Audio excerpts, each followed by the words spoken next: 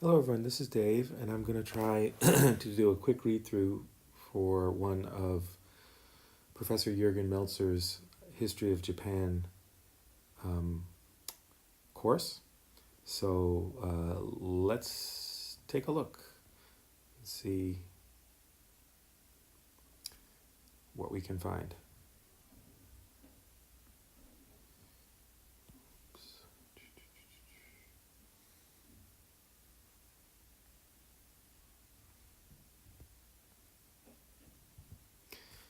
The declining economic conditions of the country are described by Honda Toshiaki, 1744 to 1821. Aside from accepting new knowledge from the West, he found part of the solution in the adoption of an enlightened agricultural policy which would prevent the practice of infanticide and encourage farmers to remain on their lands. Well, these are two really important issues. Um, Infanticide is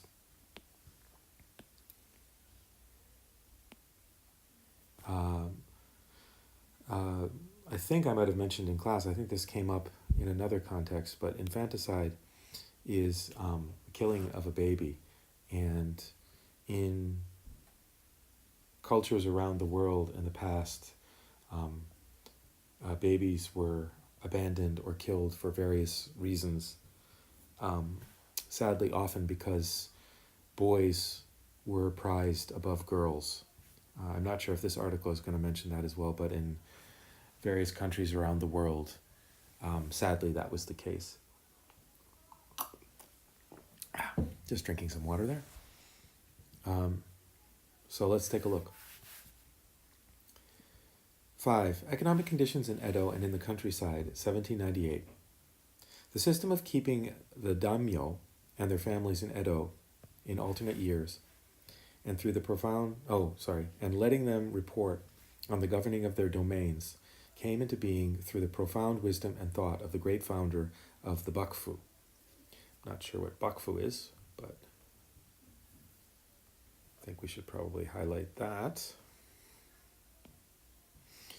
A daimyo must instruct the samurai and common people of his domain to enrich the soil and be diligent in their study of literature and practice of military arts. If a daimyo is not remiss in accomplishing these tasks during the year, he is at his domain. In accomplishing these tasks during the year, he is at his domain. He fulfills his duties as the protector of the domain. The daimyo of different domains have imitated the system of residence in Edo and have required their retainers to reside in the castle towns of their domains. If the samurai reside in castle towns, they meet their colleagues frequently. If they can remember that their basic functions are the study of literature and practice of military arts, and diligently pursue them, and if they can refrain from luxury and live frugally,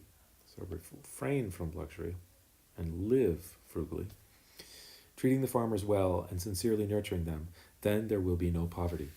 So this sounds like it's a book of etiquette or a writing that is meant to instruct the samurai on the appropriate way of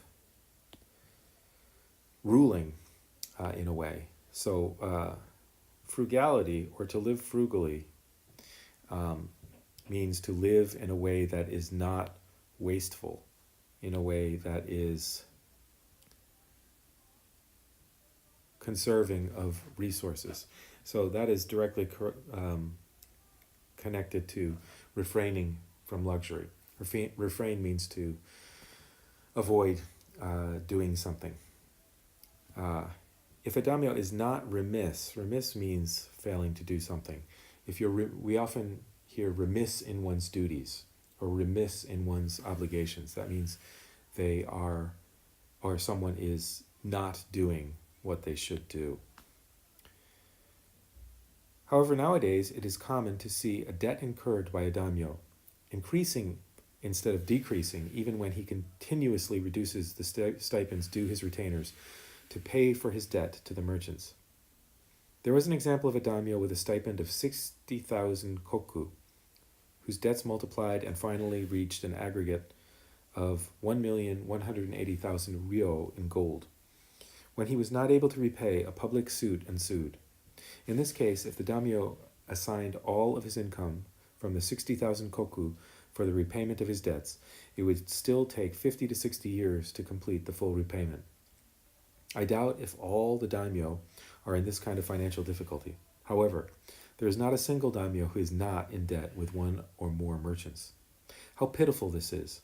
In the eyes of the merchants, the daimyo must look like birds or fish caught by a net cast by a hunter or a fisherman. This is really interesting. So it sounds like perhaps the rise of the merchant class has led to a decline in the samurai class. They, my wife just said, maybe she remembers from her high school. So these samurai who are really in charge of a lot of things, in the past, maybe they had more power, but now they're kind of getting tied to these merchants and indebted to these merchants. And it's causing like a major shift in the society, it seems like. Fascinating. Oops, wait a minute. No, I don't want to do any of that nonsense. Just want to close this for a sec. Okay. All the daimyo select officials who impose extra burdens on farmers in an attempt to repay their debts, but these debts do not decrease, and instead they increase year after year. Many officials are replaced for incompetence. That's a good word. Boop, boop. Under their successors, farmers are again placed under enormous exactions. This is kind of a really old-fashioned way to say something, but they're placed under enormous pressure. They are forced to really suffer because of the pressure put on them by the samurai, who in turn are being pressured by the merchants. So it sounds like it's a kind of untenable situation. It's a situation that cannot last forever because it's just going to collapse under its under the weight of the different obligations. Untenable. Untenable means that you cannot make it last indefinitely. It must stop eventually. Let me just 1 sec. It seems as if I want to see the whole thing. Oh, there it goes. Now it's disappeared. But the debts continue to grow. This being the case, even those of stout heart give up their positions and money to retire. Some of them feign in illness. That's a good word. Boop, boop, boop. There was another good one too.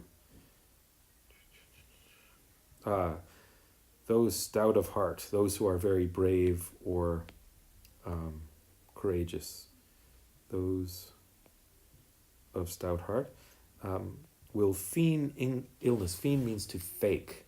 So they'll fake illness, saying they need to retire because the pressures of the situation are far too great for them.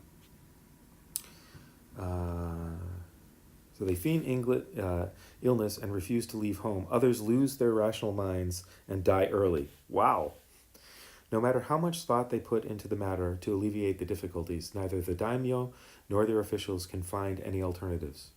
As the popular saying goes, when one sinks to the depth of the abyss of debts, even children and grandchildren cannot have a chance to surface. Some of them may allow the merchants to take free rein, give up their domains, place them under the merchant's control, and receive the latter's remittance to meet their official and private expenses.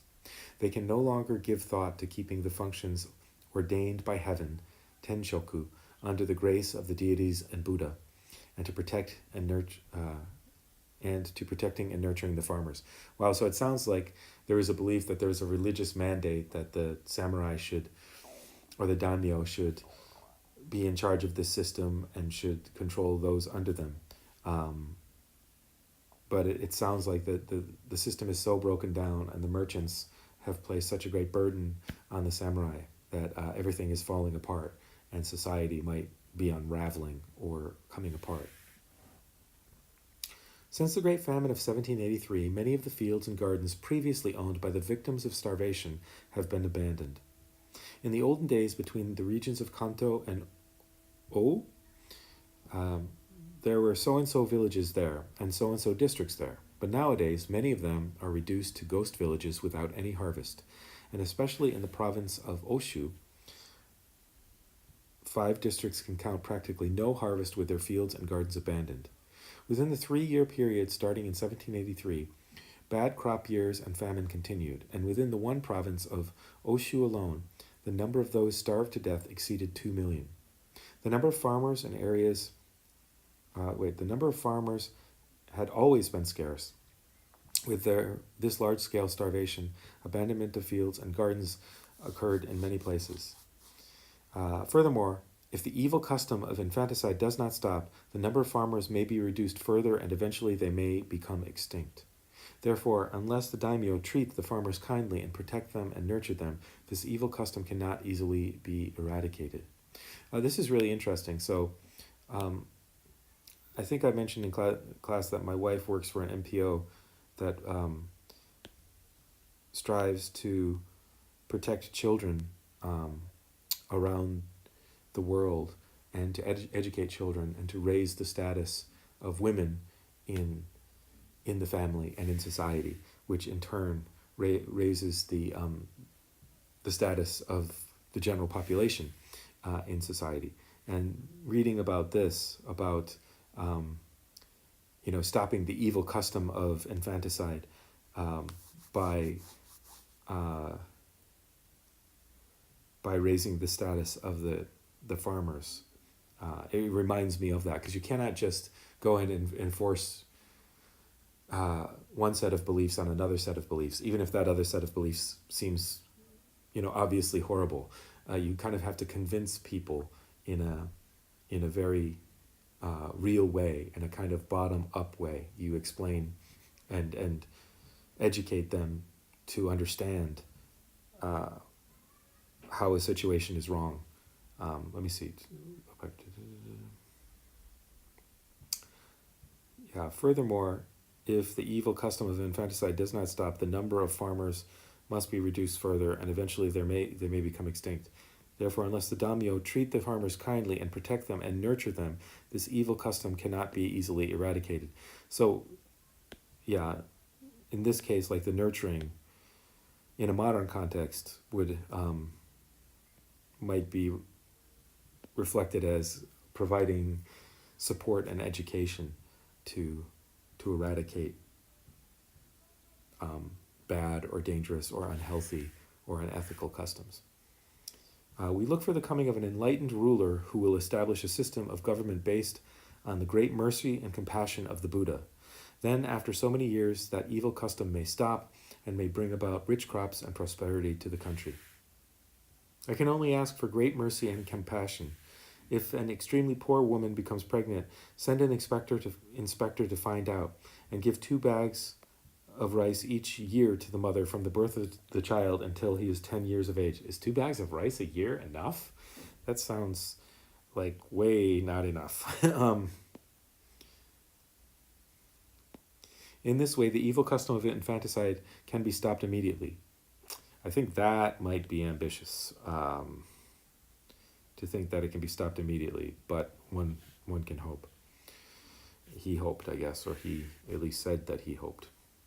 In 10 years, the daimyo expends only 20 bags of rice. This is a secret plan which will not only gain for the daimyo a capable farmer, but will also eradicate hostilities toward him. I have spoken of hostilities. How would a mother feel when she is forced to kill her own child born in the realm of humanity? The love between parents and children exists even among the animals. Wow, that's... So, they're not talking about infanticide here due to gender, as is practiced some places in the world, but just in terms of poverty. There's not enough money. In modern times, I don't think someone would immediately go to even animals love their children, because it could be considered patronizing or condescending towards the peasants. I mean, he does follow by how much greater is it among human beings, but still, I think this historical document is showing its age a little bit, maybe. Many Confucian scholars, past and present, speak of humanity and compassion. jinji, without having these feelings in their hearts. Officials and administrators speak of benevolent rule, jinsei, without meaning what they say. Whose faults will it be if farmers die of hunger and good fields and gardens are abandoned? It must be ascribed to the fault of the daimyo. If that happens, he is indeed a disloyal and unprincipled person. When I ponder on this, my mind creates uncontrollable anger with a feeling that even the punishment of heaven comes too late for him. Wow. Kind of sounds like he should die soon and not soon enough. So that is the end, I think, of that passage. So it's the kind of thing that even as a native speaker, I would want to read 2 or 3 times to make sure I fully understand it. But it's quite critical of the daimyo in a way. Let's take a look again at the source. The declining economic conditions of the country are described by Honda Toshiaki, 1744 to 1821. Aside from accepting new knowledge from the West, he found part of the solution in the adoption of an enlightened agricultural policy which would prevent the practice of infanticide and encourage farmers to remain on their lands. So he had a kind of 2-part thing going on, it seems like. He, for one, how do I make this disappear? Oh, this editing is good, but it takes up too much space. So I can't see the top of the document.